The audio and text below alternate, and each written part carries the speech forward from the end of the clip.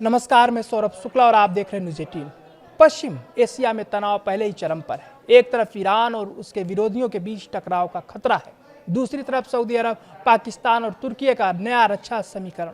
लेकिन अब इस कहानी में एक ऐसा मोड़ आया है जिसने पूरी दुनिया का ध्यान अपनी तरफ खींच लिया है। दावा है कि जिस गठजोड़ को ईरान के खिलाफ एक बड़ी रणनीतिक ताकत के तौर पर देखा जा रहा था, उसी गठजोड़ में ईरान को शामिल होने का न्योता मिल गया है। जी हाँ, सऊदी अरब, पाकिस्तान और तुर्की के बीच बने मक्का ज्वाइंट डिफेंस एग्रीमेंट को लेकर ईरान की तरफ से ऐसा दावा सामने आया है जिसने सबको हिलाकर रख दिया है।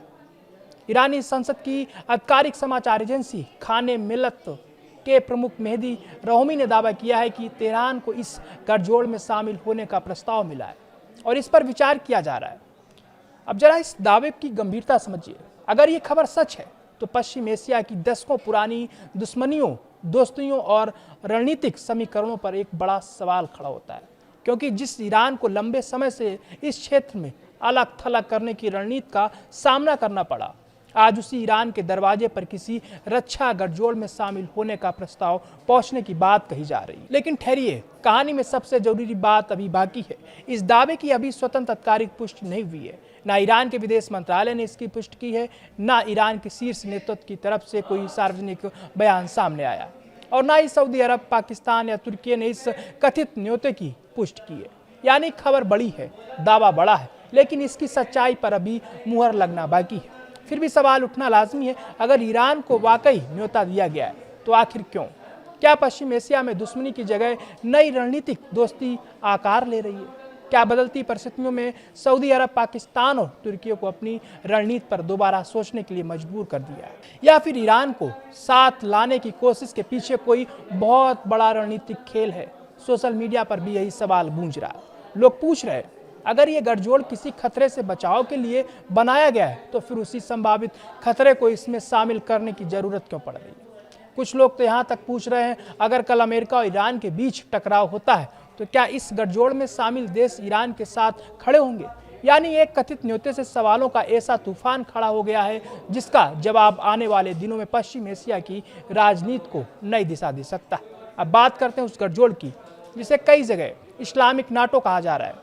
सऊदी अरब, पाकिस्तान और तुर्की के बीच बना ये रक्षा समझौता तीनों देशों के बीच सुरक्षा और आपसी रक्षा सहयोग को मजबूर करने की कोशिश के तौर पर देखा जा रहा है, और वहीं से मामला संवेदनशील हो जाता है, क्योंकि ईरान और सऊदी अरब लंबे समय तक क्षेत्रीय प्रतिद्वंदी रहे हैं। तुर्की की अपनी क्षेत्रीय महत्वाकांक्षाएं हैं, पाकिस्तान की अपनी सुरक्षा चुनौतियां हैं, और ईरान पश्चिम एशिया में अपनी अलग रणनीतिक ताकत रखता है।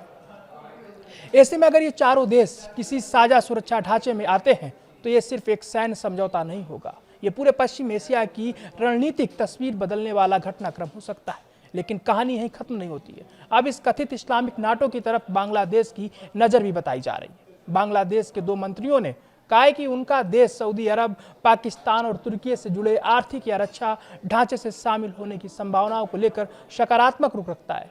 बांग्लादेश के नवनियुक्त विदेश मामलों के राज्य मंत्री हुमायूं कबीर ने कहा है कि देश अपने राष्ट्रीय हितों को सर्वोच्च प्राथमिकता देते हुए इस तरह के ढांचे में शामिल होने की संभावनाओं पर विचार कर सकता है। यानी तस्वीर तेजी से बदल रही है। एक तरफ ईरान को कथित न्योते की खबर, दूसरी तरफ बांग्लादेश की दिलचस्पी, और बीच में सऊदी अरब, पाकिस्तान और तुर्की। सवाल अब सिर्फ इतना नहीं है कि इस्लामिक नाटो में कौन कौन शामिल होगा, सवाल यह है कि क्या पश्चिम एशिया और मुस्लिम दुनिया में एक नया रणनीतिक ब्लॉक तैयार हो रहा है? क्या ईरान को साथ लाकर पुराने समीकरण खत्म करने की कोशिश हो रही है? क्या सऊदी अरब अपना क्षेत्रीय भूमिका को और मजबूत करना चाहता है? क्या तुर्की एक नए सुरक्षा ढांचे की अगुवाई की तरफ बढ़ रहा है? और सबसे बड़ा सवाल, अगर ईरान सचमुच इस गठजोड़ का हिस्सा बनता है तो फिर इस गठजोड़ का असली निशाना कौन होगा? फिलहाल इन सवालों के जवाब नहीं है, क्योंकि ईरान को न्योता मिलने की खबर अभी सिर्फ एक दावे पर आधारित है और इसकी स्वतंत्र आधिकारिक पुष्टि का इंतजार करना है। लेकिन इतना जरूर है, पश्चिम एशिया में अब सिर्फ मिसाइलें और हथियार ही नहीं चल रहे, रणनीति भी तेजी से बदल रही है। और अगर यह कथित न्योता सच साबित होता है तो समझ लीजिए मक्का से शुरू हुआ ये रक्षा समीकरण तेहरान तक पहुंचकर पश्चिम एशिया की पूरी सियासी तस्वीर बदल सकता है। क्योंकि इतिहास गवाह है, जब पुराने दुश्मन एक टेबल पर बैठते हैं तो सिर्फ दोस्ती नहीं बदलती, पूरी दुनिया का रणनीतिक नक्शा बदल सकता है।